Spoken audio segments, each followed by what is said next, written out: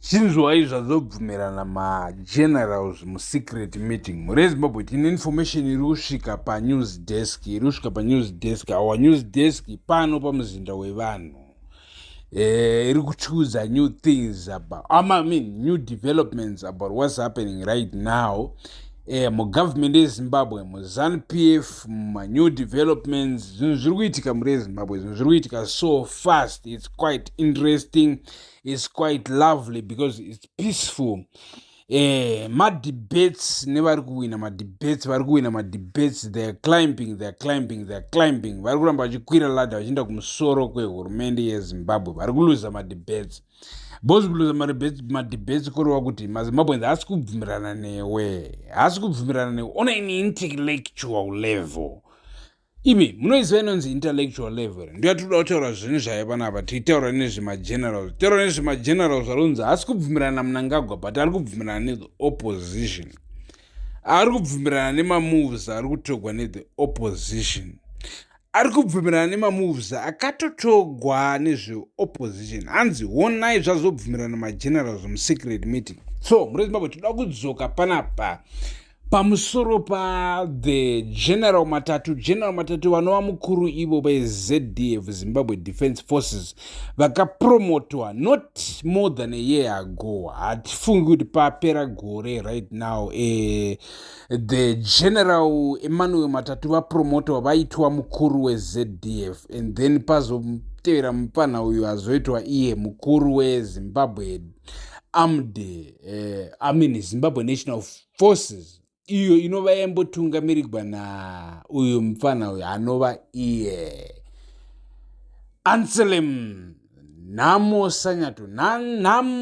Anselm Sanyato. So mure Zimbabwe muri kunzwa zviri kuitika right now. Tiri kutaura zvemaranks, tiri kutaura zvemapowers, tiri kutaura zvereality, tiri kutaura right now, tiri kutaura about history, tiri kutaura about everything, but tiri kutaura about Zimbabwe. Because when it comes to Zimbabwean politics, kana ukasataura nezvemilitary yo, zvorati in other ways, you actually don't even understand Zimbabwean politics. Vanogona kubudikira vemilitary right now kuti muri kunyepa. Siyanai nemilitary, siyanai neZimbabwe Defense Forces, siyanai nezvechichi, just talk about politics, vachita senge vakamira pachokwadi, vachita senge vakamira pademocracy, which is actually ideal. Like, kapatoteerera muchitaura zvakadaro boys tobva tati pamberi nemi vakomana imimi zvamuri kutaura, let it be cemented in the heads, in the minds of every and each Zimbabwean, male and female, those who are living right now, those who have lived 10, 20, 30, 40, 100 years before us, and they who are going to live 10, 20, 30, 40, 100 years after us. Let it be cemented kuti it's all about democracy, it's all about equality. All of us, all of our voices really matter equally. Nobody is special, nobody is less special. Zimbabwean, African, South African, Nigerian, or American, or Indian, or Egyptian, or British, we are all the same.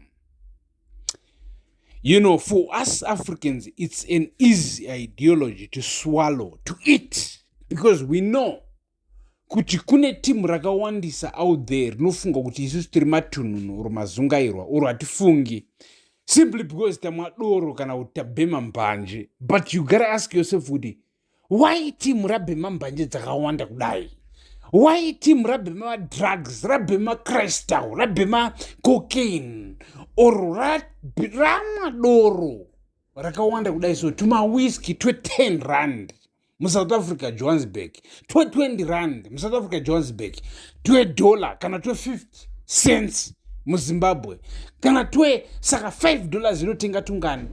And kune boys ziri kuita ma $20 each and every day, ro spend $5 per hour.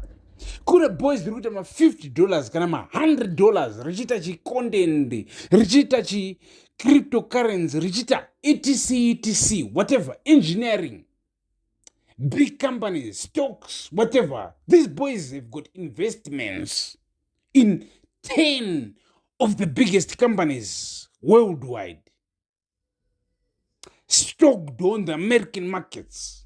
So boys are rich for real. So can you try to disturb boys from their riches? Ukada try to play with the boys from their riches. Move the boys away from the riches. Boys roku ataka. Roku mamera roku baizira iwewe. Iwo ndo wakubaizwa. At the end of the day. Wakuzibvunza kuti hey, ini ndandi remember of this. Ndandi remember of this. These are big organizations when it comes to the United States of America. But the unfortunate problem is that it is only big when it comes to the institutions of the United States of America. Kata muno mu Africa techiti pasinazo. We've been saying pasinazo for years. So you gain nothing. No independence for you. As a matter of fact, you are an enemy of the state. But you were fighting 25 states at the same time. How the fuck do you end up being an enemy of one state or two states that actually treat you with total